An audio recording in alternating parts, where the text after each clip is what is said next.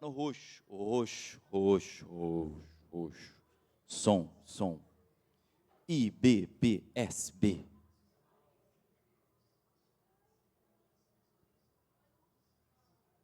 Cizinho.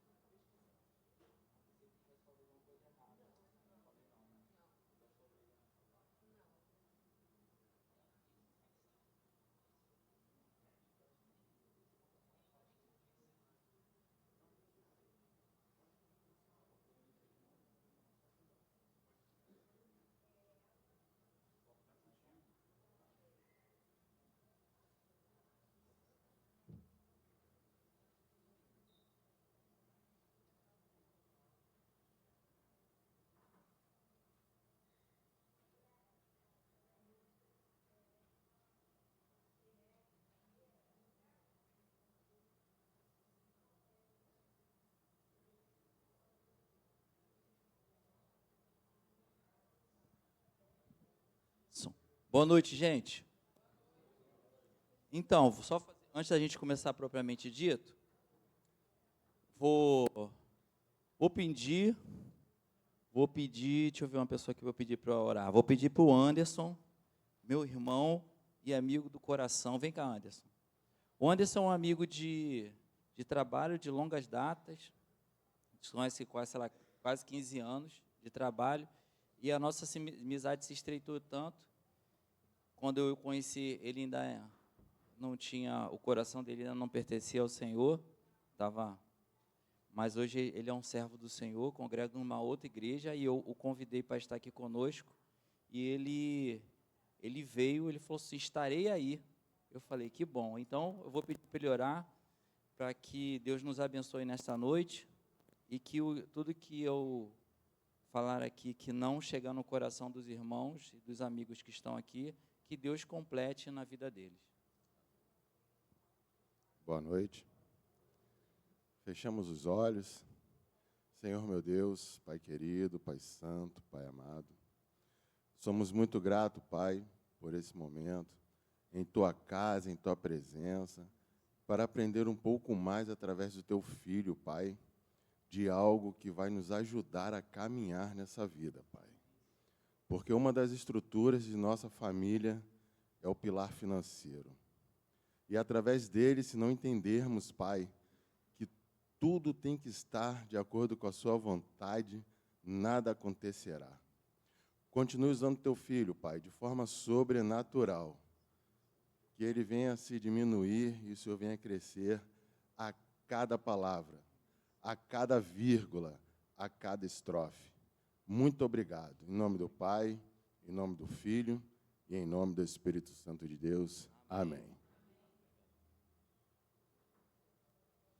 Fazer só umas considerações antes de a gente começar. O material que eu apresentei da última apresentação, eu pedi para o Anderson, né, o nosso pianista que também cuida da nossa parte de mídia, jogar nos grupos da igreja. Quem não recebeu, procure uma outra pessoa que esteja nesse grupo da igreja e peça para encaminhar. O material, ele é para ser divulgado, não é um material nosso, mas ele é para ser divulgado. Eu não tenho essa coisa de direito autoral, pode divulgar, porque eu justamente o que eu estou fazendo aqui é transmitindo aquilo que eu aprendi, e o conhecimento, se eu morrer e eu levar comigo, não serviu para nada. Alguém pode acender a luz do anexo ali, que está apagado, por favor? Obrigado. Então, assim, o conhecimento ele é para ser divulgado, pode passar adiante. Essa aula de hoje ela vai ser também divulgada para vocês durante a semana nos grupos da igreja. Essas considerações são importantes. Outra coisa importante, o que eu estou falando aqui é para abençoar a vida de vocês. Eu gostaria que esse auditório estivesse cheio, né? O auditório não está cheio. Eu lamento profundamente porque não está cheio. Imagino que as pessoas que não estão nesse auditório, se não tiver nenhum outro compromisso, como minha esposa que está com problema de saúde, a pessoa não veio porque não deu importância, talvez a pessoa não saiba a importância que as finanças têm na vida dela. E, infelizmente, vocês vão ver depois, no final, quando a gente concluir, que vai ser uma perda para a vida dela. Então, quando eu falei que o que eu vou falar aqui pode realmente mudar a vida de vocês, a mentalidade, vocês, no final, vocês vão entender isso. Aí você fala, pô, quem perdeu porque quis, realmente perdeu muito. Não porque porque eu sou um cara importante, mas porque as coisas que eu estou transmitindo são coisas que podem definir o futuro de muita gente aqui, principalmente dos mais novos e os que têm mais idade, ter novas perspectivas. Muito bem. Essa aula 2, que eu coloquei ali, eu comecei com essa apresentação, eu botei a cara do Seu Madruga, todo mundo conhece a história do Chaves, e Seu Madruga não dispensa apresentações, né?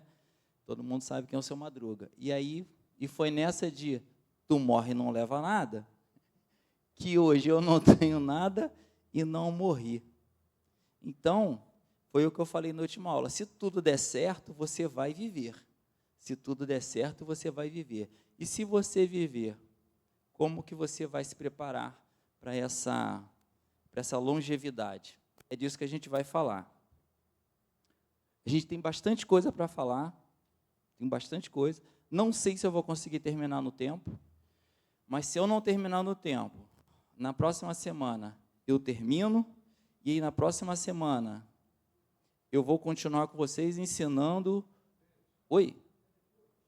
Na próxima semana que eu digo que a gente tiver, né? No caso, dia 8. Obrigado, Cezinho. Na próxima semana do dia 8. Isso mesmo. No próximo encontro, vamos usar no próximo encontro, né? No próximo encontro eu termino. E no próximo encontro vai ser o fechamento, que eu vou ensinar vocês como você proteger o seu dinheiro, onde você coloca o seu dinheiro, que não, o melhor lugar não é o colchão e nem a poupança. Eu vou mostrar para vocês os locais onde você pode aplicar o seu dinheiro e fazer ele prosperar. Mas para eu chegar, eu poderia ir direto para a aula final, mas se eu chegasse na aula final, sem passar por esse caminho aqui, vocês certamente fariam besteira, iam perder o dinheiro de vocês e depois ia botar a culpa em mim porque eu ensinei vocês errado. Então, o que eu estou falando com vocês, estou fazendo com todos vocês e que vieram aqui, é dar o caminho certo para você fazer a coisa certa. Tá? Vamos lá. Vamos continuar de onde nós paramos. Esse vídeo tem som, o som está aberto? Do computador? Só para ter certeza, está aberto? Esse é um videozinho, ele tem 8 minutinhos. Preste bastante atenção nesse vídeo, que ele é impactante.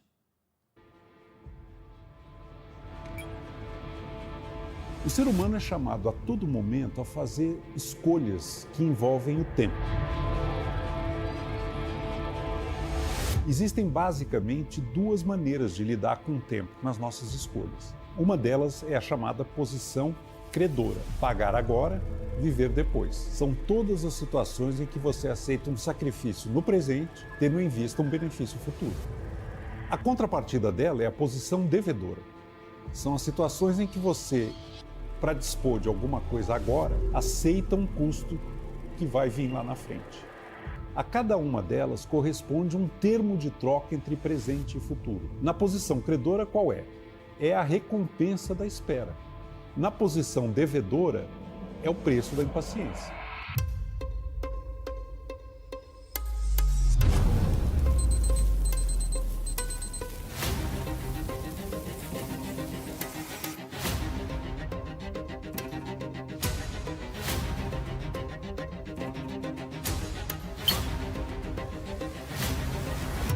O fato é que a regra básica deveria ser: eu gasto o que eu arrecado. Isso vale para as famílias, vale para as pessoas, vale para o governo. Essa deve ser a regra básica.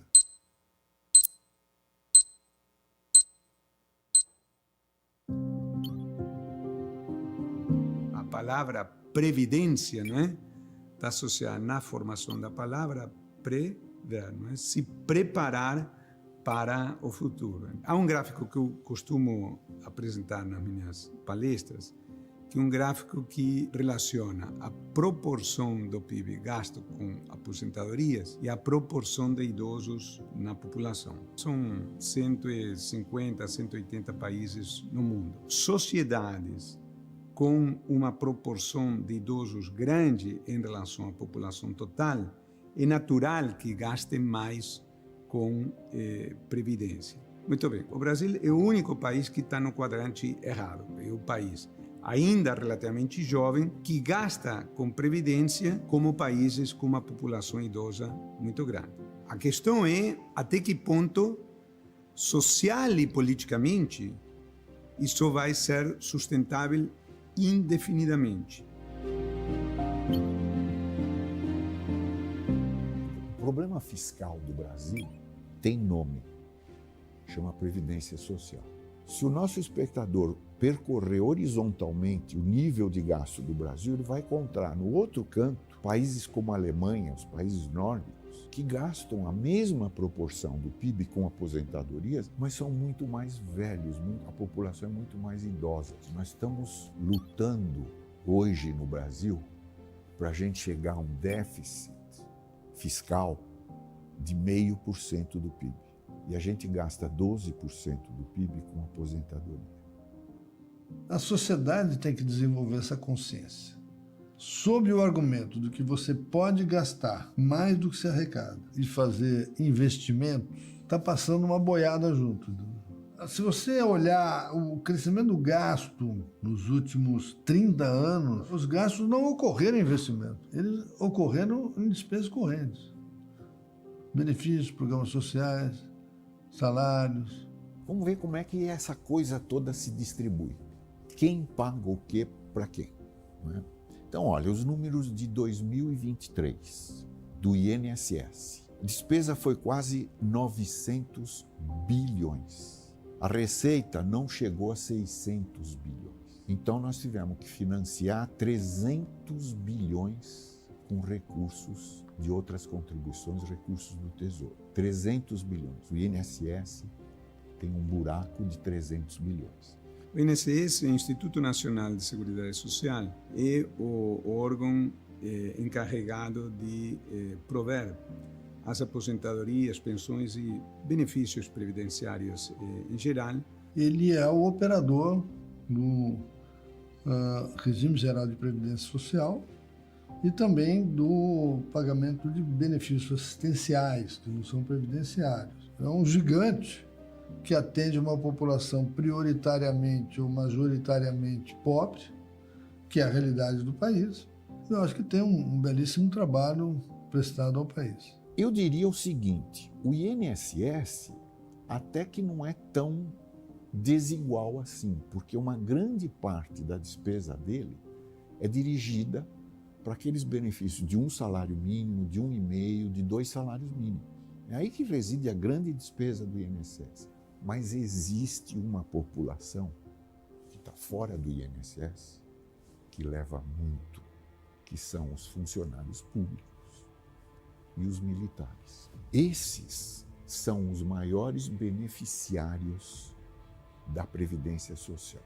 É uma regra especial para militar, é uma regra especial para juiz, é uma regra especial para deputado, enfim.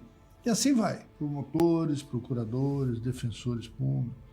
Esse é o caso no Brasil. O Brasil tem muitas regras que eu costumo dizer expressam a cultura de privilégios no Brasil. E eles são cobertos não pelo INSS, mas por regimes próprios.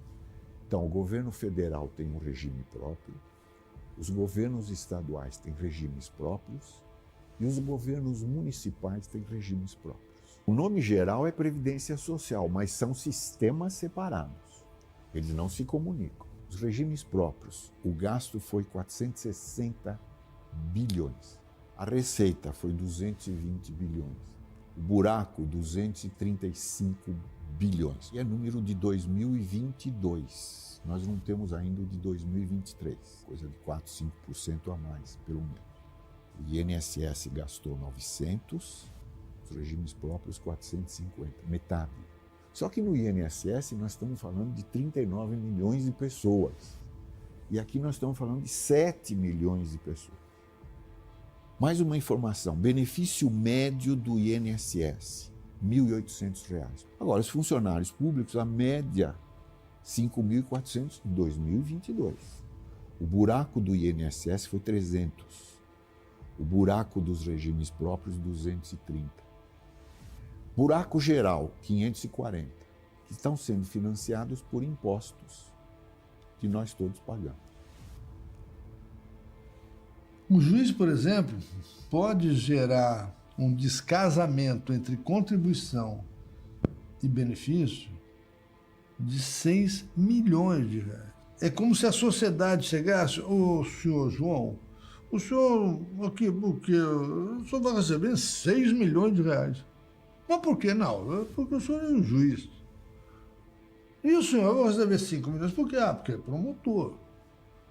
E o senhor? E assim vai. Ele acha que está certo. Entendeu? Ele acha que ele merece isso. E vai dizer que não. A desigualdade brasileira ela distorce até os nossos valores.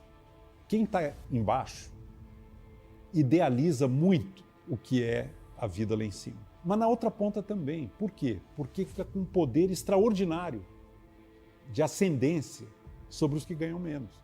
E se você olhar em todos os países que querem fazer reforma, é isso que acontece. As pessoas privilegiadas no sistema antigo resistem, confundem, envenenam a discussão e atrapalham, e as reformas nunca conseguem chegar onde elas têm que chegar. É muito típico da nossa cultura, entendeu? Nós nascemos sob o signo da desigualdade. Deve mudar? Deve. No futuro? Mas não é para mim. Talvez não seja para você.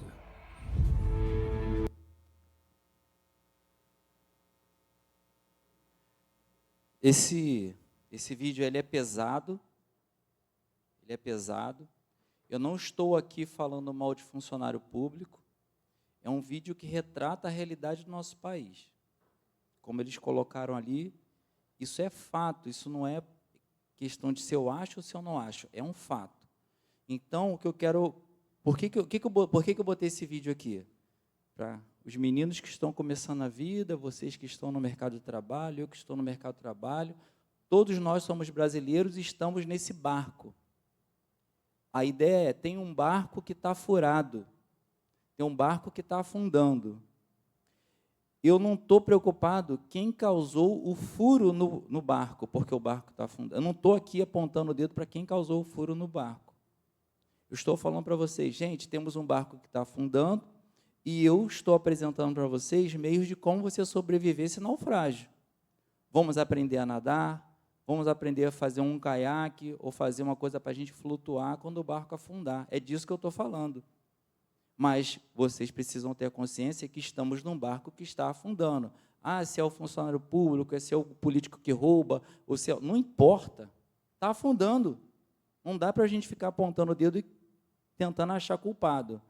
Todo mundo entendeu isso?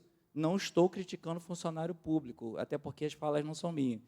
Até porque dentro da minha família várias pessoas são funcionários públicos, inclusive a minha esposa. Então, seria idiotice da minha parte criticar o funcionário público. Então, não é isso, tá bom? Muito menos os militares. É possível reverter essa trajetória desastrosa? Depende. Depende de quê? Bem, o fato de eu ler bastante coisa sobre política e economia, para quem já pôde conversar comigo, eu sou uma pessoa muito descrente do mundo. E eu vou confessar para vocês, o pastor não está aqui, eu posso falar. Eu tenho muita dificuldade para orar pelo Brasil. Tenho muita dificuldade. Por causa de todas as coisas que meus olhos veem. Tá bom? Então, estou sendo sincero com vocês. Entretanto, eu percebi que é possível mudar. É disso que eu vou falar para vocês. Por quê? Porque eu creio na mudança não vindo de cima, mas a mudança vindo daqui, nesse nível aqui. Nós aqui mudarmos.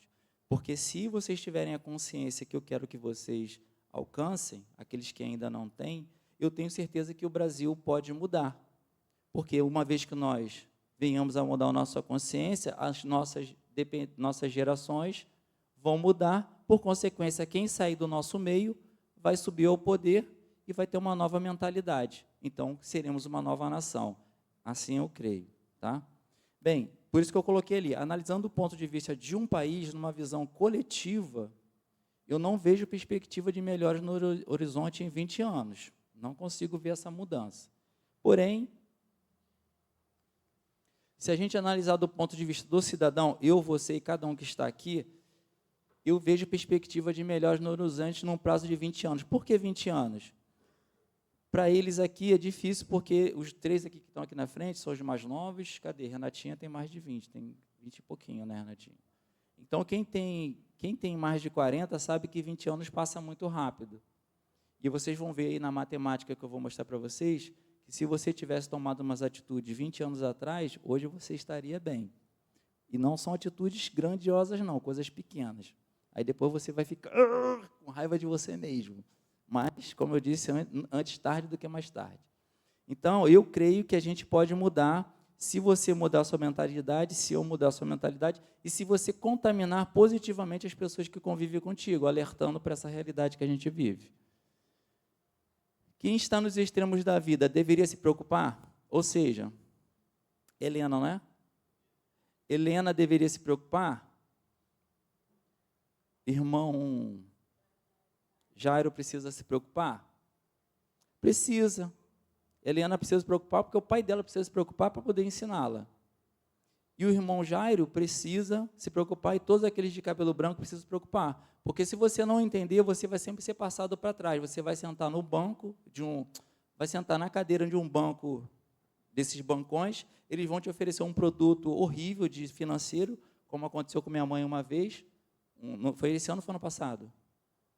No ano passado, minha mãe sentou no banco, ofereceram um produto para ela, um seguro de casa que ela nem pediu. Eu voltei no banco, catei a pessoa lá, porque ela mandou um zap para minha mãe, eu arrumei um barraco no banco, eu fiz uma coisa que eu nunca tinha feito na minha vida, minha mãe quase chorou de nervoso, de tanta raiva que eu fiquei por causa da safadeza. E é isso que eu queria que vocês entendessem. Quando você não sabe, você é passado para trás. Aí a dúvida, será que o problema é só no Brasil?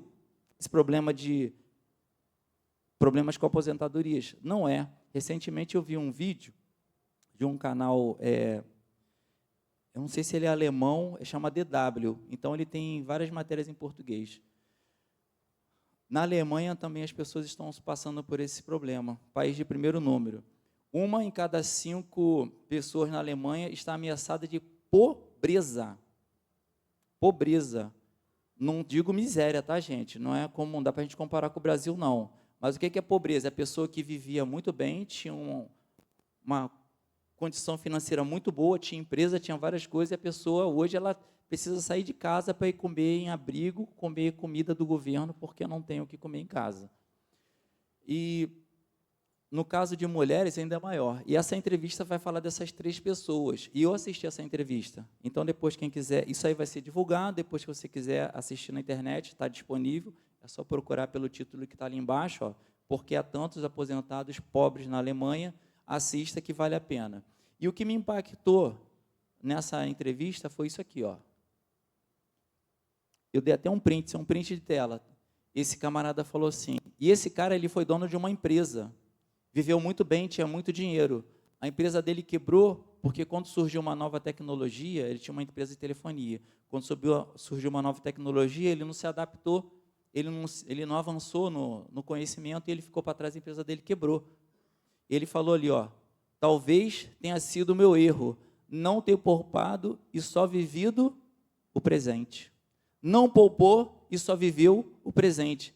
Isso é impactante. Quando eu li isso aí, eu fui, pum, dei um print com o telefone e falei, isso aí vai ser útil em algum momento da minha vida. Chegou o momento. Preste atenção nessa frase. Bem, todos necessitam saber como se proteger. Aí eu pergunto para vocês, qual é a arma universal mais poderosa do mundo? Oi? Fala mais alto.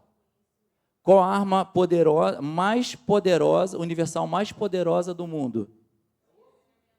Conhecimento. Muito bem, significa que vocês estão aprendendo. Vocês reparam, essa imagem aí foi criada na inteligência artificial também. É uma ferramenta muito boa. Vocês perceberam que tem um camarada subindo a escada? Por que eu botei o carinha subir na escada? Porque cada vez que você adquire um novo conhecimento, você sobe e você se destaca de quem está na média, que eu falo todo momento para os meus filhos. Todo conhecimento que você adquire, você vai saindo da média e você vai deixando de ser medíocre. Medíocre é quem está na média. Então, o fato de você estar sentado aqui, você é um privilegiado, porque você está tendo acesso a um conhecimento que a maioria dos brasileiros não tem. E a maioria não quer saber. E a maioria ignora. Mas a maioria também continua reclamando do governo. Continua reclamando das condições, que não tem dinheiro, que não tem isso, não tem aquilo. Mas também não busca ter acesso à informação. E quando tem, despreza. Então, vocês são privilegiados. Conhecimento é poder sobre os outros. Porque quando eu tenho conhecimento, eu tenho um poder. E esse poder me coloca numa condição acima das outras pessoas, que eu posso usar a meu favor ou posso usar para prejudicar a pessoa. Então, eu botei ali, conhecimento é poder para subjugar, mas também para libertar. É poder para manipular, mas também para direcionar. É poder para quê? para intimidar, mas também para quê? Para encorajar. É poder para enganar, mas também para ensinar. É poder para quê? Para persuadir, mas também para quê? Para inspirar. Quero inspirar vocês. E poder para dissuadir, também para se antecipar aos outros e também para o quê? Para contra-argumentar. Então, quando alguém chega e fala alguma coisa para você, aí tu fala assim, não, mas isso não é bem assim. Porque quando você não sabe, você não tem filtro, você engole tudo. Então, como que você se defende disso? Caraca, Cristina, vai tirar 10. Cristina, sabe, tu pegou minha apresentação, tu hackeou? Cristina hackeou minha apresentação. Ó, Cristina, tu toma jeito, hein? Tem hack? Então, o quê? Buscando e adquirindo e tendo também o quê? Conhecimento. Como regra geral, Benjamin de Israel, ele disse assim, como regra geral, o homem mais bem-sucedido é aquele que dispõe das melhores informações. Busque sempre as melhores informações. Vocês sabem que na pregação aqui o pastor sempre usa uma palavra status quo. Lembra disso, que o pastor sempre coloca essa palavra status quo? O que é o status quo? É o presente estado das coisas, ou seja, as coisas como elas são, e normalmente quem está nessa situação, ele não quer mudar a condição que ele está. Então, eu escrevi isso assim, ó, nunca subestime, isso aí é uma frase minha, tá? Nunca subestime a disposição de quem ocupa uma posição de poder ou desfruta de privilégios e vantagens em preservar o próprio status quo. Nunca subestime a disposição dessa pessoa. Se essa pessoa possui um conhecimento específico que a favorece, um saber até então ignorado pela maioria, que direto ou indiretamente sustenta essa pessoa naquela posição, a prioridade de quem está lá em cima é manter a coletividade onde? Na ignorância. Afinal, a difusão desse conhecimento vai despertar a capacidade, vai despertar e capacitar os ingênuos, representariam uma ameaça a só controle e a manutenção do status quo. Então, o que o governo, em qualquer situação, qualquer ser, qualquer ente que esteja numa posição acima, o que ele quer é que você não saiba. Então, quando você senta no banco, você vai no banco, o cara, ele não quer que você saiba que se você comprar ações do banco, você vai ter muito mais lucro do que você comprar um financiamento, do que você comprar um título de capitalização.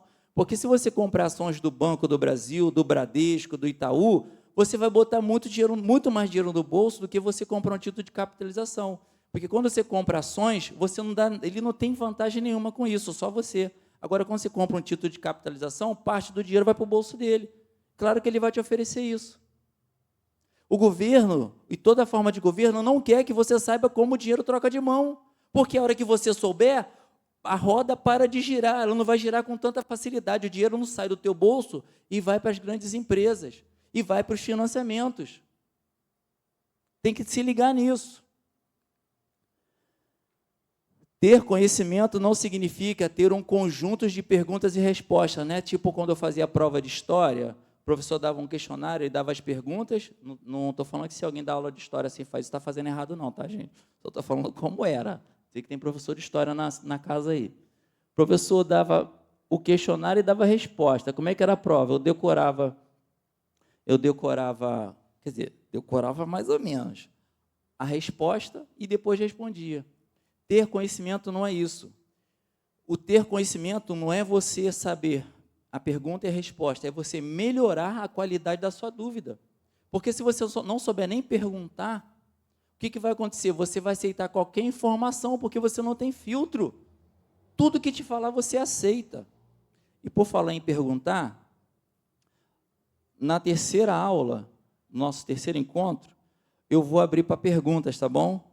Só que como aqui o tempo eu estou tentando enxugar tudo que eu aprendi em pouco tempo. Aí na última eu vou abrir para perguntas. Se não der, a gente marca um quarto encontro só para pergunta, para quem quiser, a gente marca, peço autorização para o Guto, a gente marca um próximo encontro só para perguntas e respostas, tá bom? Mas eu não vou deixar vocês sem perguntas, não. Prosperidade numa nação. A nossa prosperidade enquanto nação depende da nossa prosperidade financeira, foi o que eu falei lá atrás. Se o Estado não promove de forma efetiva a melhoria necessária para o cidadão prosperar, na maioria das vezes o Estado te atrapalha, qual é a única alternativa viável para o seu país melhorar? Gente, tudo que eu estou falando aqui deve ter pensado assim, mas esse cara não é crente? Esse cara não é... E Deus? Gente, eu estou falando tudo em plano terreno aqui, tá bom? Plano terreno, nós como homens. Lembra que quando Jesus foi ressuscitar Lázaro, que ele falou, vai lá, tira a pedra, parará. Ele não poderia fazer assim para tirar a pedra? Não, mas ele falou, tira a pedra. É isso que eu estou falando, coisa que a gente pode fazer. Então, como que a gente pode mudar? Se nós disseminarmos o quê? O saber entre nós. Então, você que está tendo acesso a essa informação, por favor, da mesma forma que eu estou me colocando à disposição para falar para vocês, fale também para outras pessoas, fale para os seus netos, fale para os seus filhos, fale para o seu amigo do trabalho, fale com as outras pessoas, seja um agente de mudança, não só ore pelo país, mas fale também para as outras pessoas, seja um propagador desse conhecimento.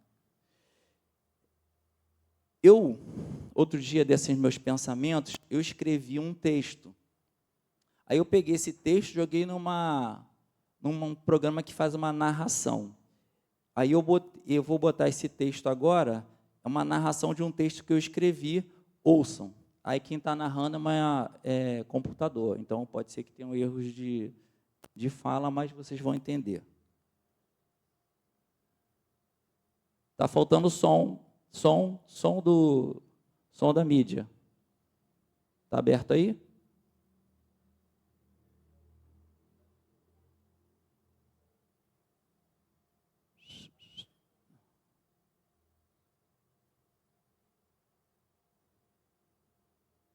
Soltou?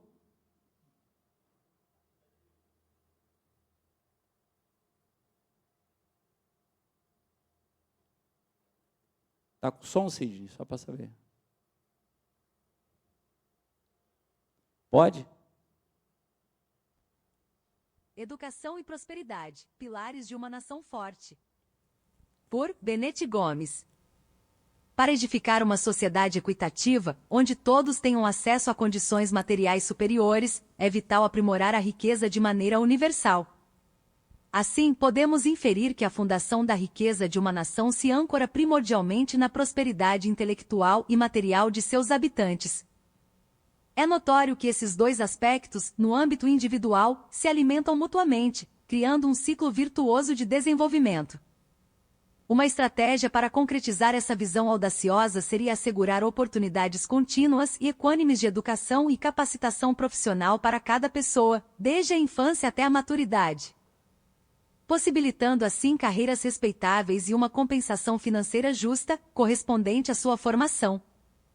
Contudo, políticas assistencialistas que se limitam a distribuir renda aos mais desfavorecidos, com o intuito de garantir apenas a sobrevivência ou com a pretensão de elevar sua condição social, sem simultaneamente fomentar meios para o progresso pessoal e a produtividade econômica, acabam por perpetuar a estagnação socioeconômica. O Estado, ao adotar tais medidas, não só cria um ônus contínuo para o país, mas também torna os cidadãos dependentes do suporte governamental. Nesse cenário, o beneficiário do auxílio estatal se converte em um peão nas mãos do poder público, aprisionado pela própria administração que deveria emancipá-lo, deteriorando a longo prazo tanto a sua situação quanto a do Estado. Sobre Deus e suas decisões financeiras. Por que eu estou colocando isso? Porque nós estamos no meio eclesiástico. E o que eu vejo muito dentro do meio dito cristão? As pessoas são irresponsáveis com suas finanças e depois joga na conta de quem? Deus. Deuteronômio 10:14 fala: ao Senhor, o seu Deus, pertence os céus e até os mais altos céus, e a terra e tudo que nele existe. Do Senhor é a terra e tudo que nele... Isso aí, Salmo 24:1. Do Senhor a terra e tudo que nele existe, o mundo e os que nele vivem. Ageu 2:8. minha é a prata, meu é o ouro, diz o Senhor dos Exércitos. Deus é dono de toda a prata, Deus é dono de todo o ouro. Mas aquilo que Deus dá na tua mão, você tem que tratar com cuidado. Não é ter apego, mas você tem que ter zelo por aquilo que Deus colocou na tua mão. Não ser irresponsável. Deus não, até onde eu vejo, Deus não compactua com a tua irresponsabilidade. Não compactua com a tua responsabilidade financeira. Então, eu coloquei ali, porém este fato não exime nenhum de nós de sermos diligentes e responsáveis com o recurso que Ele, Deus, nos permite que chegue até as nossas mãos. Se formos irresponsáveis ou negligentes, pagaremos o preço dessa falta de mordomia. Não são poucos os crentes que estão endividados. Vamos lá. Aí, alguém me abordou e falou que tem dificuldade financeira, que não tem de onde tirar dinheiro, né? Pô, tô com todas as contas ajustadinhas, eu não tenho de onde sair. Eu falei assim, então você vem que eu vou te dar a resposta para essa tua pergunta. Então, vamos lá. Isso aí, as lições que estão aí, eu não sou gênio, tá? Não sei se vocês perceberam, eu não sou gênio, não sou um cara extremamente inteligente, e a originalidade é a arte de esconder as fontes. Então, isso aí eu tirei de um livro que os meus filhos já leram, os Gabriel e Bernardo já leram, a Vivi leu agora nesses dias, Miguelzinho também já leu, Daniel está lendo, não sei se já terminou, Gustavinho não está aqui, eu presenteei ele com um livro desse, ele não leu, sem vergonha.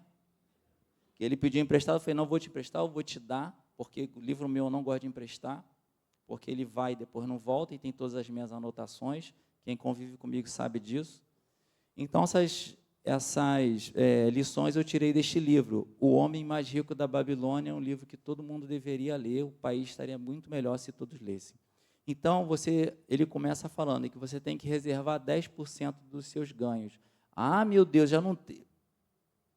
Só fica com a informação, por enquanto. Eu não tenho, mas só fica com a informação. Caso você não possa chegar nessa fração de 10%, o que você faz? Reserva aquilo que você pode. Mas você tem que colocar uma cultura de guardar alguma coisa.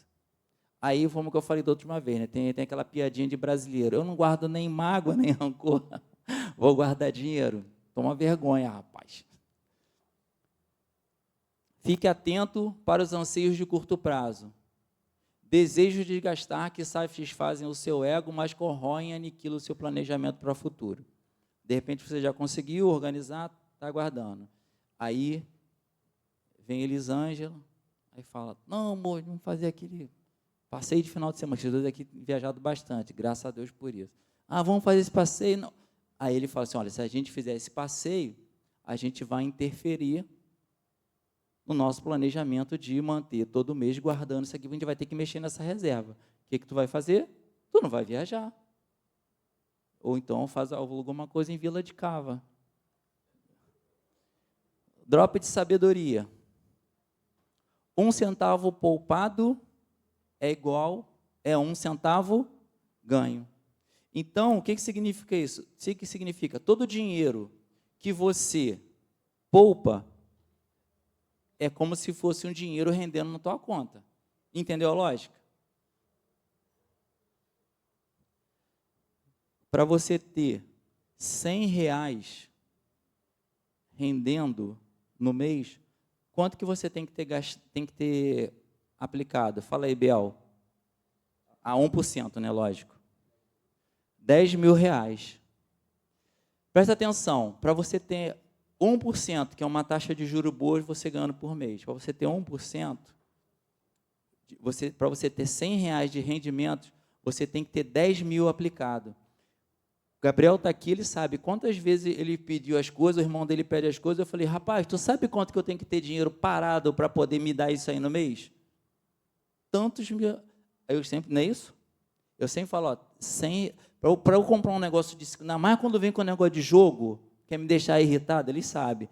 Pai, compra o jogo. Gente, presta atenção, pai de filho aí, ó, quem tem pai de filho aí, ó.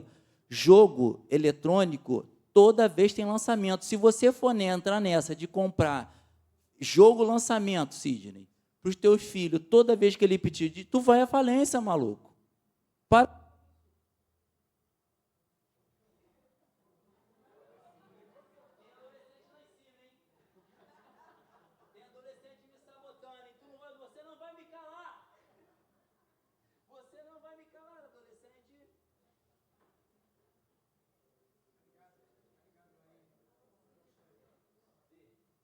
Ô Sidney, tira esse adolescente daí.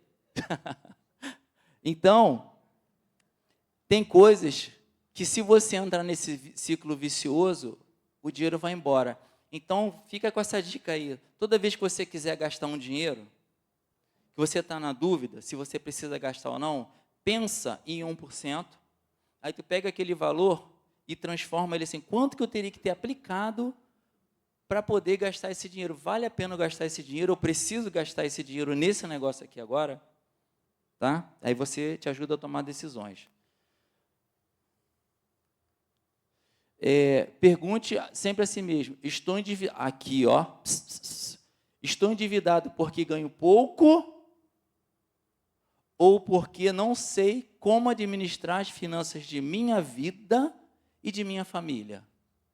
Você que está com dívida, seja ela qual for, você está endividado, é porque você ganha pouco ou porque você não sabe viver com aquilo que você tem, em outras palavras? Vamos pensar aqui, neste lugar, das pessoas que estão aqui. Quantos, não é para levantar a mão, pelo amor de Deus, hein? Ó, não levanta a mão, hein? É pergunta retórica. Quantos aqui estão com dívidas elevadas? Será que todos que possuem os mesmos ganhos mensais? Será que todo mundo aqui ganha 1 salário mínimo? Será que todo mundo ganha 3 salários mínimos? Será que todos aqui ganham 5, 10 salários mínimos? Não, não é. Aí eu pergunto, será que quem ganha menos estaria sem dívidas se esse que ganha menos recebesse como aquele que aqui ganha mais, mas que também está endividado? Será que ele estaria sem dívida? Miguel recebe uma mesada do Sidney, não física, mas de dinheiro. Recebe R$500. Aí Mateus tem um salário de R$5.000. É um pouco mais, eu vou nivelar por baixo. Recebe um salário de R$5.000. Aí qual o pensamento de Mateus? Ele está com dívida, pegou emprestado dinheiro com os outros, está com dívida. Aí ele fala assim, se eu tivesse o dinheiro que Mateus tem, R$5.000, eu não estaria com dívida. Mas só que Mateus também está cheio de dívida. Aí Mateus olha para a vida do irmão Walter, que tem uma renda de 20 mil, não é o caso, pode ser que seja, não sei, mas não interessa. Que tem aí fala, se eu tivesse a renda do irmão Walter, eu não estaria com dívida. E assim vai. Então, não é quanto você ganha, é como você gasta. Porque quem não conhece uma pessoa que é muito pobre e tem dinheiro guardado? Eu conheço gente que é muito pobre e tem dinheiro guardado. Então, não é o quanto que você ganha, não é o quanto que você ganha. Então, minha vida está toda, estou toda entalacrada de dívida. Então, é porque você tem que rever algumas coisas, por isso que a gente está conversando sobre isso. Não aumente as suas despesas e gaste na mesma proporção quando aumentar os seus ganhos. Miguel ganha 500, quando começar a trabalhar, primeiro emprego, entrou ganhando 2.500. Antes ele vivia com 500. Aí ele começa a ganhar 2.500, o que ele faz? Aumenta o gasto na proporção de 2.500. Você recebeu uma promoção no trabalho, recebeu uma melhoria, recebeu um dinheiro, teu restaurante melhorou, não aumenta os seus gastos. Continua vivendo nesse padrão que você está vivendo. Pega o que excede, aplica. Mas qual o pensamento normal? Eu começo a ganhar mais, receber uma promoção, sou funcionário público, não sei o quê, estou fazendo extra, eu gasto na mesma proporção. Lógico, o dinheiro nunca vai aparecer, nunca vai sobrar. Mas você tem que ter cuidado com o quê? Com a avareza e com a mesquinharia. Muito bem. A família precisa distinguir despesas, desejos de despesas necessárias. Faça uma lista dessas despesas imprescindíveis e elimine sem dó o que é dispensável. Tem um irmão aqui da igreja, o Anderson, ele dá aula para o Bernardo de piano. Lá em casa, num café da tarde, a gente conversando, eu conversando com ele algumas coisas sobre finanças e tal. Só nessa conversa que a gente teve, ele teve uma mudança de mentalidade, começou a tirar as despesas desnecessárias, iFood, isso, aquilo e tal.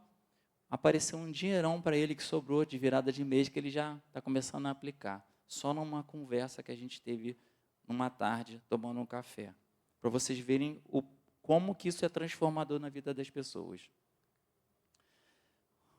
Ao lidar com dinheiro, a coisa mais difícil a fazer é parar de quê? De reajustar as suas metas para cima. Começou a ganhar mais, o que tu vai fazer? Pô, meu carro agora ele é manual, o que eu vou fazer? Vou comprar um carro automático. Meu tênis agora é um Nike branco, agora eu vou comprar aquele Nike que é todo colorido. Ah, essa blusa aqui ela já está meio velhinha, que ela está meio poidinha, eu vou comprar uma. E a gente está sempre reajustando as metas. Então, o seu novo orçamento ele deve contemplar o quê? As compras necessárias, os seus prazeres, e todos esses itens não podem ultrapassar a 90% dos seus ganhos. Porque gente, lembra que a questão do dízimo, isso aqui fala igual a Dilma. O teu 100% é 90%, tá? Só para deixar claro aí que quando eu falo 100% é 90% do 100%. Vocês entenderam o que eu estou falando, né? Elimine suas dívidas. De novo, não é para levantar a mão. Quem está com dívida, não levanta a mão. Como que você vai eliminar suas dívidas? Começa pelas maiores. Quando eu digo maiores, não necessariamente em valor, mas que são a que tem maior taxa de juros. De repente, você tem um financiamento de uma casa, mas a taxa de juros é tão baixa que o que você paga de juros é menos do que o valor de um rendimento de uma aplicação boa. Então, vale a pena, dependendo, você continuar com aquela dívida e avançar para uma outra dívida que tem a taxa de juros maiores. Cartão de crédito, que não é para ficar com dívida de cartão de crédito, ou um financiamento de um carro, ou consórcio, seja lá que tipo de dívida que você contraiu. Então, você tem que ir atrás das taxas de juros e ver que tem maior taxa de juros, ou seja, que tem maior poder agressivo e se livrar dela. Se você não tiver dívidas para zerar, os valores acumulados mês a mês não devem ficar parados, devem ser investidos. Juros compostos. Vou falar agora. Vai ter uma coisa que vai ser. O que eu vou falar agora vai deixar um monte de gente inquieta aí, porque quando eu vi isso aqui na minha vida, eu fiquei muito inquieto, embora eu saiba bastante matemática. Mas quando você olha financeiramente a coisa, aí você fala assim, meu Deus do céu, por que eu não pensei nisso antes? Então, vamos ver agora como é que funciona os juros compostos. Vamos aos números. R$50 e uma taxa de juros de 10% ao ano. Vou pegar R$50, vou aplicar, tenho R$1.000, Gabriel está com R$1.000, ganhou de presente lá, do tio, da avó, do papagaio, pai não dá dinheiro não. Ganhou dinheiro lá, juntou R$1.000, aí fala assim, vou aplicar esses R$1.000. Vou botar todo mês R$50 em cima desses R$1.000. Estão acompanhando ali, né? Uma taxa de juros de 10% ao ano, ou seja, em um ano vai render 10%. Durante 20 anos. Se o Gabriel fizer isso, que hoje está com 15 mais 20, 35. Aqui no meio ali é um simulador que você pode usar na internet, busca lá que você vai ter. Olha quanto que ele teria. Ele teria ali, 42.640. Ele teria investido somente R$13.000 ao longo desses 20 anos. E hoje, só de juros, 29.640. Isso se ele guardasse somente R$ pelo poder dos juros compostos que eu falei para vocês na aula passada. Vamos ver outra simulação. Ali, seria em termos de gráfico. Vocês estão vendo que essa curva ali é que quando os juros compostos ele entra em ação, o negócio explode. E ali embaixo, a linha preta, é só o que ele gastou, o que ele botou mês a mês. Tá? Para vocês verem graficamente a diferença. Agora, vamos lá. Cristina tem um telefone da Claro, ela entrou uma ação na justiça, ganhou uma causa, ganhou R$ 10.000. Aí Cristina não sabe o que fazer com esse dinheiro. Me procurou, eu falei para ela, Cristina, não troca de carro. Segura o teu carro aí, que ele está te levando para tudo quanto é lado, não está te dando gosto, está certinho, está redondinho. Faz o seguinte, aplica num rendimento que vai te dar 1% ao mês, que hoje tem renda fixa com isso, 1% ao mês. Aplica. Aí ela falou assim, mas o que eu coloco todo mês? Eu falei, coloca R$300, que é 3%. Maluco, R$300 em 10 anos, sabe quanto Cristina vai ter? Maluco, Cristina vai ter R$100 mil. R$100 mil. Ela vai colocar só 46 mil. 56 mil é só de juros compostos. Só que isso contra você te arrebenta, que é quando você vai para o financiamento. Só que isso vem contra você igual aqueles bichos de jacaré, piranha, que vem e te destrói. Aí eu pergunto para vocês, quem aqui tem, não é para levantar a mão não, hein? Quem aqui tem R$100 mil guardados, que foi guardando paulatinamente todo mês? Aí eu pergunto para você, para a maioria aqui, R$300 ia pesar no seu orçamento? Se você guardasse R$300 por mês, se você tivesse feito isso há 10 anos, você teria R$100 mil na poupança. Isso é um absurdo. E isso não é falado em lugar nenhum. Só se fala para você, vai lá, compra a tua casa própria, entra num financiamento, se lasca, bota todo o teu dinheiro lá, o teu suor, financia. Mas ninguém fala para você, cara, guarda o dinheiro que você consegue comprar a tua casa. Guarda o teu dinheiro que vai dar certo. Tenha paciência, ninguém fala isso, só fala para você se ferrar, se ferrar, se ferrar. Desculpa eu usar essa palavra, tá, gente? Mas que saiu. Só fala isso para você se lascar, pode? Para você se dar mal. Agora, vem a parte mais absurda dessa matemática dos juros compostos. Sabe o que acontece com mais 5 anos? Mais 5 anos. Alguém sabe o que vai acontecer se eu botar mais 5 anos nesse ritmo? Sabe o que vai acontecer? Olha para lá. Eu estava com 10, não estava? Eu vou botar mais 5 anos só. Dobra! Vou gritar, dobra! O valor dobra! O valor dobra. R$300. Quem tem 200 mil guardado hoje, se você tivesse guardando R$300, há 15 anos atrás, tivesse posto só R$10 mil, você teria R$209 mil guardados. Gente, isso é um absurdo. Quando eu vi isso, eu fiquei assim, meu Deus, as pessoas precisam saber disso. Isso é impactante. Aí vai ter um malandrinho aqui, que vai falar assim, não, mas eu não tenho R$10 mil. Onde eu vou ter R$10 mil para começar? Eu não tenho. Ah, é? Aqui, doidão. Você não vai botar nada. Você vai começar com R$0. R$0. Olha quanto que você vai ter lá. R$150 mil em 15 anos. Aplicado a 1% ao mês. R$150 mil. Você vai botar 54 mil, 95 mil é de juros compostos. Quem tem isso guardado, gente? Mas o que falam para a gente? Vai lá, pega um empréstimo, vai lá, quando vai qualquer anúncio de casa própria, qual a palavra que está sempre qualquer anúncio de casa própria?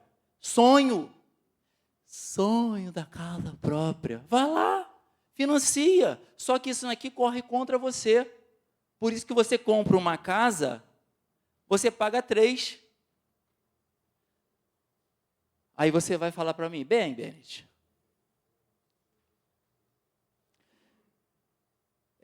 só que tem a tal da inflação, que a gente vai falar, né? Vamos ver se a gente vai dar tempo de a gente falar. Tem a tal da inflação. Tudo bem, R$300 hoje. Ano que vem virou ano. Corrige o valor que você aplica pela inflação, maluco. Pô, óbvio. Se é R$300 esse ano, virou a inflação, virou o ano, qual foi a correção? 5%? Você bota R$300 mais 5% e aplica corrigido. Quando chegar lá, você está... Gente, você está aposentado. Se você tivesse R$200 mil a 1%, você tem quanto? R$2 mil. Pronto, está aposentado. Você tem uma aposentadoria de um salário mínimo. Que, de repente, dá para tu pagar o teu plano de saúde, dá para tu comprar teus remédios. Você não vai passar fome, você não vai ser um mendigo precisando do governo, passando miséria. Por R$300. Mas quem fala isso? Não fala. Você viu que eu fico, né? Mas, gente, isso as pessoas precisam saber. Graças a Deus que vocês estão aqui. Louvo pela vida de vocês. Proteja seu dinheiro contra perdas. Nunca coloque em risco o principal. Cuidado com a ganância. Fortuna não se acumula da noite para o dia. Todo mundo está falando assim, aí o Bennett é o rico. Para com isso. Eu não ligo para a pilha, mas eu não gosto quando falo isso, porque quando eu falo isso, dá a impressão que eu sou um cara que nasci em berço de ouro, nada disso. A diferença é que eu estou estudando e continuo estudando em finanças para me proteger. A minha condição de vida hoje é melhor do que quando eu andava de bicicleta e carregava minha esposa no quadro da bicicleta. Quem me conhece aqui desde moleque sabe disso, que eu vinha para a igreja de bicicleta. E uma das que me deu foi meu primo. Depois que foi roubado o meu carro, roubaram minha outra bicicleta, meu primo me deu a bicicleta dele, que depois também foi roubada. E eu carregava minha esposa na bicicleta. Então, não, por favor, é um pedido, não fale assim, o Bennett é rico, não. Hoje eu estou vivendo uma condição tranquila, mas eu não posso parar de trabalhar. Eu falo isso para os meus filhos, eu não posso parar de trabalhar, eu preciso trabalhar ainda. Ainda não cheguei num platô que eu falo assim, o que eu tenho rendendo, nem chega nem perto, faz nem cosquinha. Então, o que eu estou fazendo é tentando ajudar vocês nesse caminho. Nunca coloque em risco aquilo que você tem acumulado. Então, por exemplo, você juntou lá 20 mil, aí tu pega esses 20 mil e bota numa operação que pode comprometer você perder todos aqueles 20 mil. Não faça isso. Ou seja, com ganância. E muitas pessoas caem nessas pirâmides por quê? Por causa da ganância. Isso aqui é importantíssimo. Se você decidir emprestar dinheiro, analise se o beneficiário é um bom pagador. Pois, caso contrário, se não for, você poderia estragar uma amizade ou um relacionamento parental. Se for possível, você dê o dinheiro. Não espere retribuição, muito menos agradecimento. Faça por causa do compromisso que você tem com o teu Deus. Beleza? Atenção, noivos ou pessoas não casadas que pretendem casar. Adquirir um imóvel pode ser uma forma de evoluir patrimônio, desde que haja planejamento. Ou seja, você tem que buscar baixas taxas e quitação rápida do financiamento. Só uma opinião, uma coisa pessoal. Muito antes de saber sobre finanças, eu sempre tive essa ojeriza a financiamento. Eu sempre achei um absurdo essa coisa de se financiar. Então, quando eu casei com a Vivi, a gente tinha um planejamento de morar no aluguel, guardar dinheiro e comprar a nossa casa à vista. Só que eu abri mão de muita coisa. Quantas vezes, Elmar não está aqui, mas quantas vezes Elmar, os amigos, o dia gordinho que ia sair para comer. Ah, vamos lá, valeu. Não, não vou não. Eu ia para casa. Eu não saía para lanchar, como todo mundo saía aqui no domingo. Eu ia para casa. Por quê? Porque eu tinha um planejamento que era comprar minha casa. E eu casei ganhando muito pouquinho, minha esposa também ganhava pouquinho, meu aluguel era baixinho e eu guardava dinheiro. E em 5 anos a gente conseguiu comprar a casa. E eu casei sem dívida. Isso sem ter esse conhecimento que eu estou passando para vocês, apenas com esse sentimento que eu tinha de que a coisa era agressiva. Eu não estou falando que eu sou referência para ninguém, eu só estou falando que é possível casar sem dívidas. É possível você guardar dinheiro. O problema é a antecipação e abrir mão das coisas que a gente está falando aqui, as coisas presentes que vão mexendo com a gente. Se a sua família depende exclusivamente de você, da força do seu trabalho, assegure que ela tenha meio suficiente para que não fique na penúria após sua morte. Exemplo, se a tua esposa depende exclusivamente do teu salário, ela não trabalha, ela não tem mês, você não é funcionário público, você não tem nada, é interessante que você tenha um seguro de vida. Por quê? Porque se você tem um seguro de vida, você deixa a tua família, porque, não sei se vocês sabem, quem está vivo morre. Acontece muito. Não sei que às vezes a pessoa não se liga nisso. Você deixa a sua família amparada. Às vezes as pessoas não se preocupam com isso. Aumente a sua capacidade de ganhar dinheiro, invista em conhecimento, amplie a sua habilidade, teste novas habilidades. Eu não sei quantos vocês tiveram acesso, o Rodrigo, meu irmão e amigo aqui, gravou um vídeo na semana passada. O Rodrigo, ele é profissional de educação física, ele é educador físico, mas ele gravou um vídeo de uma qualidade extremamente profissional.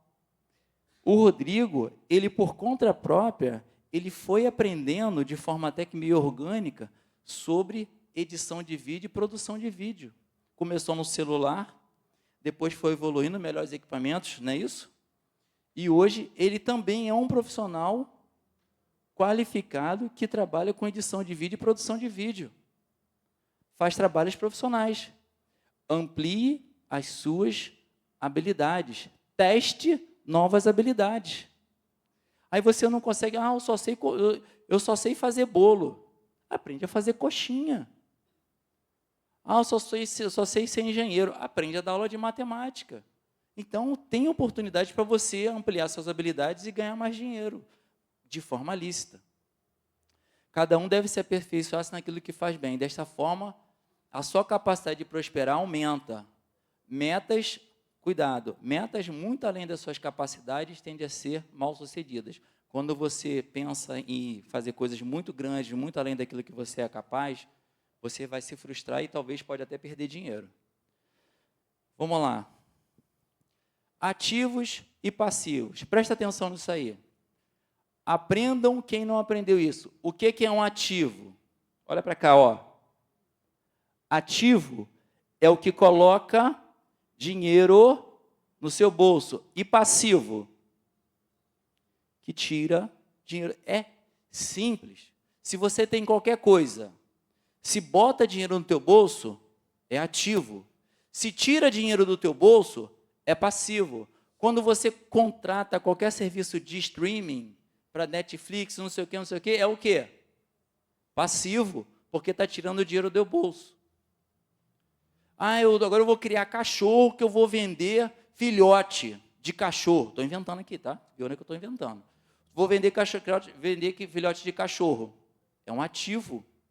Estou criando... Eu gosto muito de cachorro, eu tenho 3. Legal, teu cachorro é um passivo na tua vida. Mas ele me dá alegria. Mas continua sendo um passivo, porque está tirando dinheiro do teu bolso.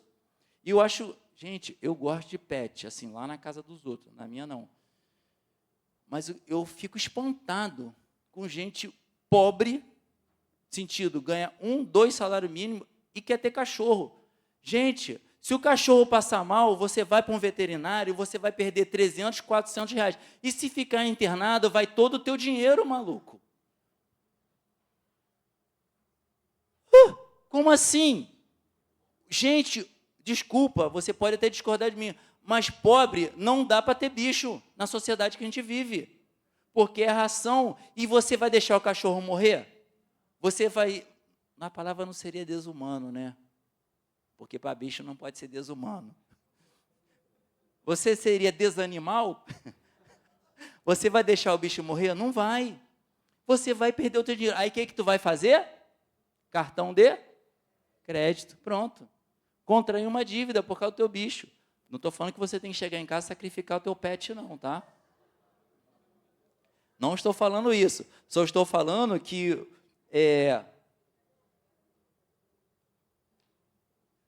se o teu orçamento está apertado, talvez não seja interessante você não ter bicho. Ou se morrer, não pega outro não, gente. Pelo amor de Deus, não pega outro não. Agora, vou fazer um parêntese aqui. Existem situações que um animal, ele é um ativo emocional.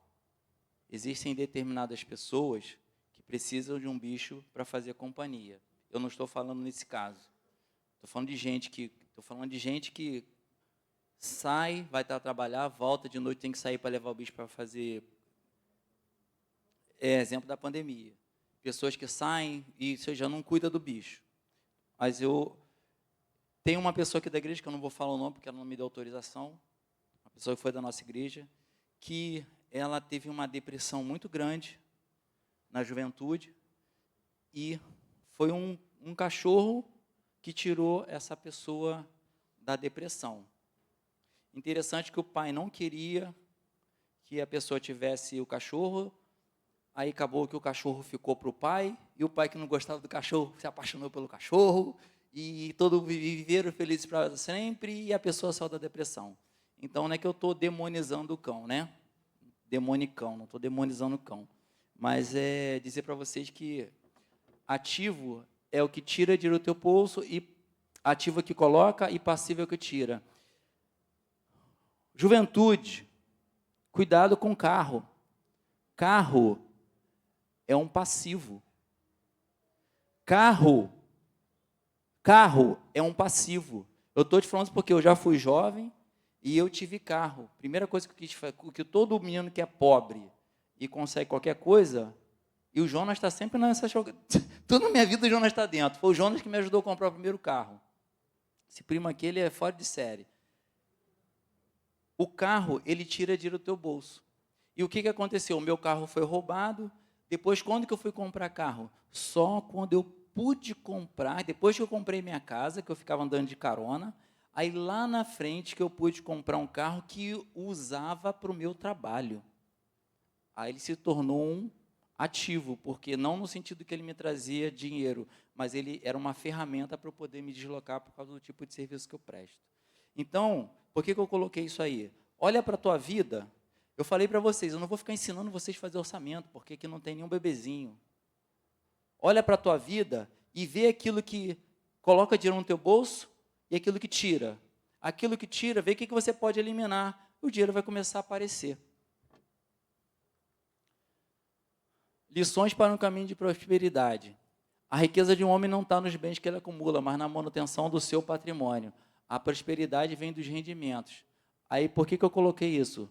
Porque você tem que pensar num pomar ou numa fazenda de gado. A riqueza do homem, ou seja, o sustento do homem, que é dono de uma fazenda, não está necessariamente nas árvores plantadas, mas estão nos frutos que essa árvore dá. Quem cuida de boi, gado leiteiro, não está necessariamente no gado, mas no leite que o gado produz.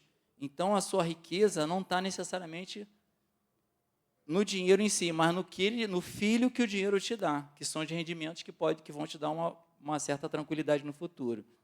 Já falei isso aí, você se empenhar naquilo que você é bom. Ah, o que eu sou bom? Sou bom em advocacia. Se empenhe nisso.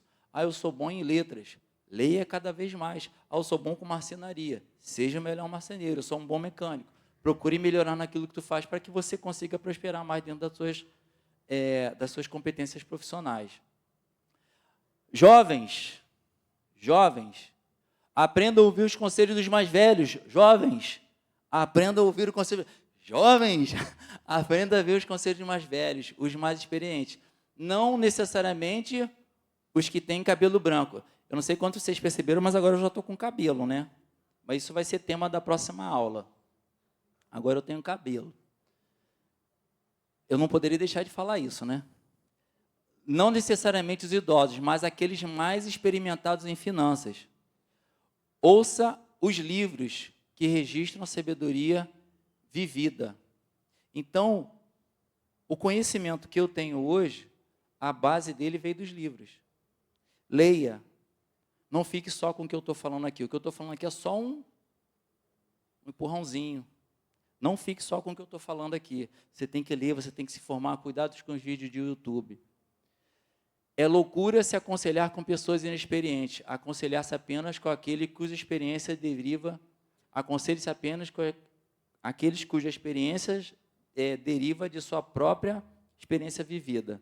Então, você não tem que chegar para uma pessoa que é leiga e perguntar o que você faz com o teu dinheiro. Você tem que ir atrás das melhores informações, que não é no banco, pelo amor de Deus.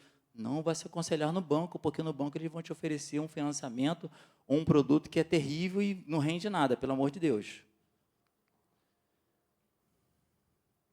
Independente de quanto você ganha, aprenda a viver com menos. Você ganha 10, aprende a viver com 8, aprende a viver com 7. Aí eu te pergunto, a tua vida, de você que ganha 7, socialmente, é muito diferente de quem ganha 10? Não é. Então, é possível viver com menos. Tem que reajustar. Pague a si mesmo antes dos seus credores. O que significa isso? Você tem uma... Vira o mês, quando vira o mês, vem uma lista de coisas para pagar, né? De boletos, e não sei por que, boleto todo mês aparece. Todo mês, boleto chega, eu não sei por quê. Pensando nisso, você tem que criar um boleto para você mesmo. Hoje já não criaram boletos sem você pedir light, não sei o que. Tem um monte de boleto que mandaram para você. Você tem que criar um boleto para você mesmo. Só que não é para você de agora. É para você de quando? Daqui a 10, 15 anos. Para você do futuro. Crie um boleto para você mesmo. Então, quando eu falo pague a si mesmo, você tem que pagar para você no futuro. Para quê? Para você ter uma reserva no futuro. Então, vocês entendam que o que eu estou falando, pô, parece muito fácil, mas o que eu quero levar vocês é uma nova mentalidade, um novo modo de ver, de você se relacionar com dinheiro. Foi tudo que eu venho falando desde sempre. Não se esquive do conhecimento. Não se esquive do conhecimento. Assimile tudo que lhes parecer sábio e continue aprendendo sempre. Eu continuo estudando, eu continuo lendo, meus filhos sabem disso, quem convive comigo sabe disso, eu estou sempre lendo. Porque quanto mais você sabe, menos propenso ao erro você vai estar. Então, não pense que ao terminar aqui lá no último encontro, que você vai sair se arrebentando a boca do balão e fazendo grande... Não, não é isso que eu estou falando. Eu estou dando um empurrão para vocês continuarem progredindo e sabendo que dá para fazer diferente. Torne o dinheiro seu escravo. Não você um escravo do dinheiro. Coloque o dinheiro para trabalhar para você. Então, na medida que você reservou o dinheiro e botou ele para render, agora o dinheiro é o seu escravo. Ou seja, você não tem apego a ele. Por quê? Porque ele vai estar lá trabalhando para você. Agora, eu botei bem pequenininho, porque depois vocês vão ter acesso a isso. Está escrito ali, ó, quem não entender isso, será escravo do dinheiro. Tanto pelo apego, porque você vai ficar... Eu conheço gente que vive a vida toda correndo atrás de dinheiro, quanto pela falta dele. Você vai ser um escravo do dinheiro. Agora, quando você toma essas medidas, o dinheiro que vai ser seu escravo, ele que vai te servir. Então, você não vai se preocupar com ele, porque você tomou as decisões corretas. Aí, de novo, ali, ativo e passivo, por quê? Porque se você entender o que é ativo e passivo, você vai ver que a diferença para você sair das suas dívidas, se você tiver com dívida, é entender ativos e passivos, mas principalmente no 2 ali. Aprenda a controlar o seu ego, a sua vaidade, de estar com um tênis novo, uma roupa nova, um carro novo, uma saída nova, coisas que você não precisa, ou um relógio novo, ou isso novo. em todo instante a gente abre a internet, a gente tem trocentas mil coisas nos oferecendo a oportunidade de gastar dinheiro, outdoor, a todo momento. Se você não controlar o seu ego, você sempre vai ter uma oportunidade para gastar dinheiro. Bem, esse resumo aí é do que a gente falou anteriormente. Eu vou avançar, mas isso aí depois vocês vão ter acesso.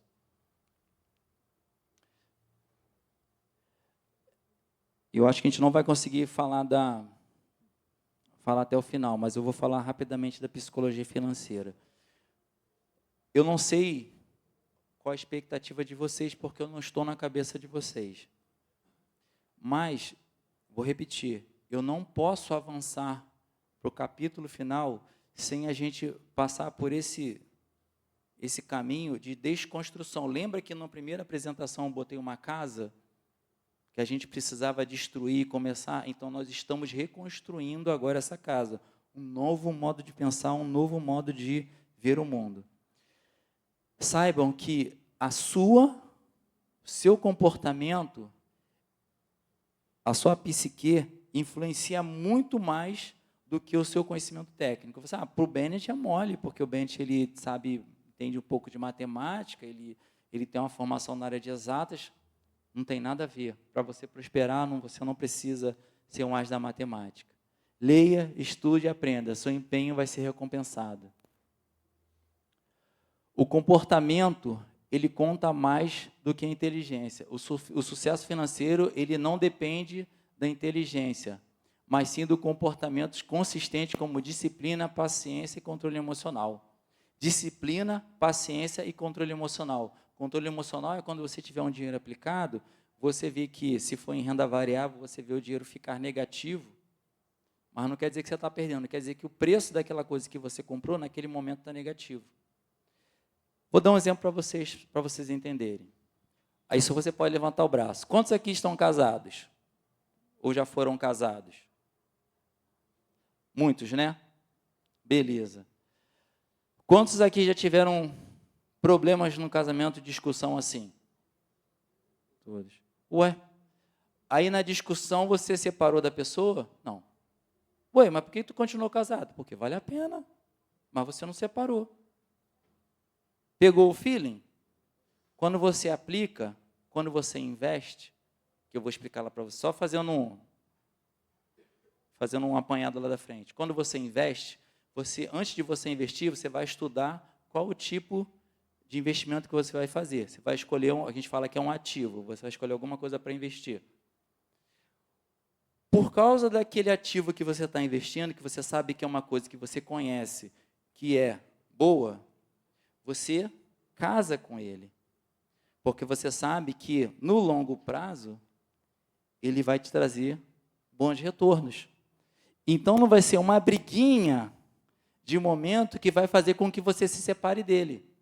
Aí, se você não tiver controle emocional, você se desespera e você vende quando ele está baixo. Aí você perde dinheiro. Aí depois tu vai ver ele voltar para o preço que você estava, vai passar do preço que você estava, você fala, meu Deus, por que eu larguei essa mulher? Por que eu larguei esse marido, que ele era tão bom? Então, pense que investimento é da mesma forma que um casamento. Você escolheu um bom negócio, escolheu um bom ativo, então você vai seguir com ele. Isso aí a gente vai falar mais para frente.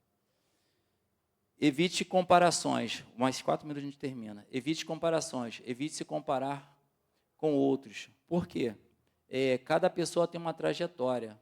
Então, o que ele faz não necessariamente é o que eu faço. E o meu sucesso, se a pessoa ficar tentando me copiar, ou eu tentar ficar copiando a Aline, eu posso errar nessa questão de copiar. E cada pessoa, ela tem uma trajetória. E aquilo, às vezes, que é bom para mim, no meu perfil como investidor, e você, depois, quando se tornar investidor, começar a aplicar o seu dinheiro, é diferente do meu, porque você vai ter tolerâncias diferentes a riscos diferentes de mim. Então, a gente não pode se comparar. Controle as suas emoções, já falei, porque se você não controlar, você vai cometer erros.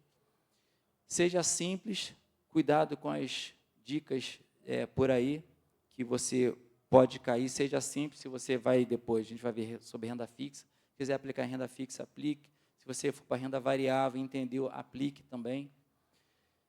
O valor do dinheiro ele é subjetivo, que a gente percebe o dinheiro de forma diferente, então tem coisas que para mim faz sentido, que outras para você faz mais sentido por causa da sua realidade, como você vê a vida.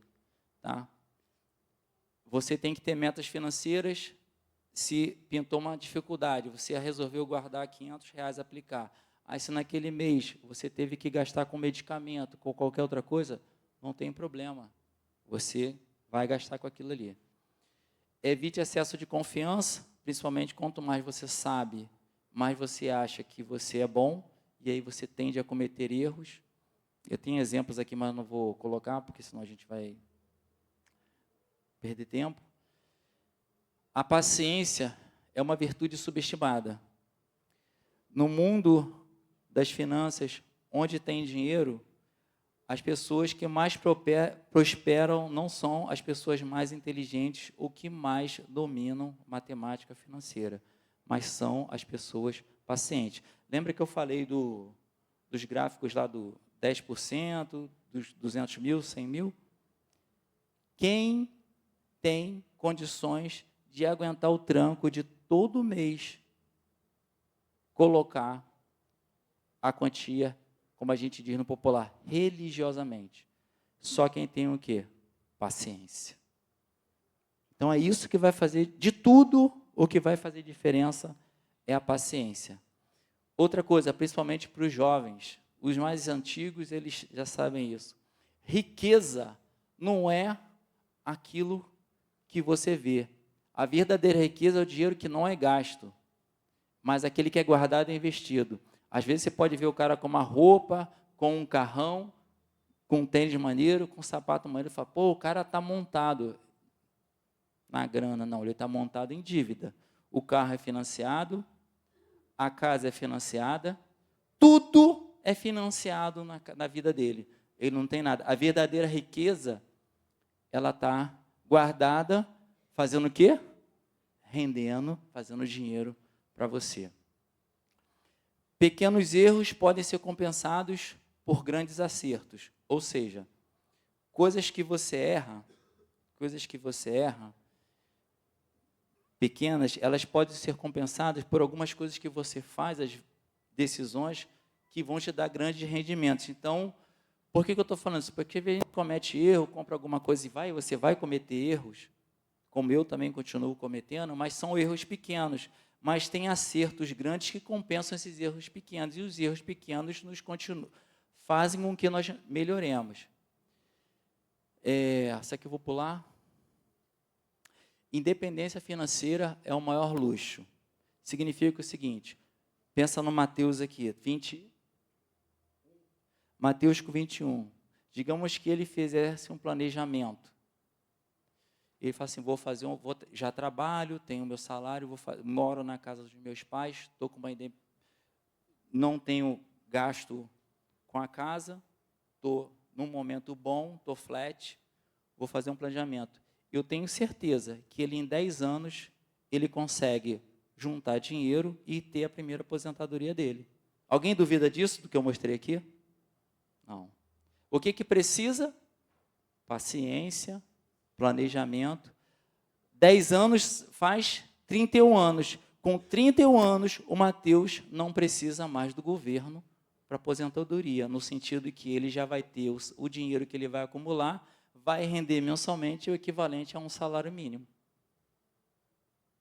Então, eu preferiria, com 31 anos, já ter dinheiro guardado rendendo para mim, me dando uma aposentadoria, do que andar com a melhor calça, a melhor camisa, o melhor tênis e o carro mais bonito da galera.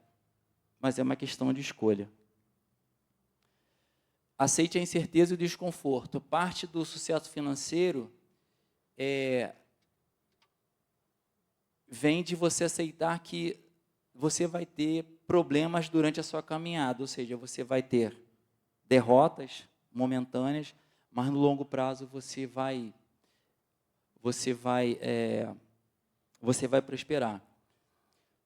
Na próxima, eu vou parar aqui. Na próxima, agora a gente vai aprofundar. A gente vai entender. Agora que a gente já fez todo esse apanhado, agora a gente vai aprender como... Volta ali, por favor, só para eu finalizar aqui. A gente vai ver como o mundo funciona, como o Estado funciona, como o dinheiro troca de mão, e a gente vai botar os pingos nos is, aí vocês vão ver quem é o vilão dessa história. Se é o empresário, se é o governo, se é você, vocês vão aprender isso aí, tá bom? Então, no dia 8 de... é até bom porque o que eu vou falar na próxima aula, o finalzinho, é a base que a gente precisa para poder entender as aplicações, tá? Então, quem veio estar comigo até hoje, venha no dia 8, que o dia 8 vai ser um grande dia que vocês vão sair daqui mais crentes que é possível mudar, tá bom? Obrigado, gente.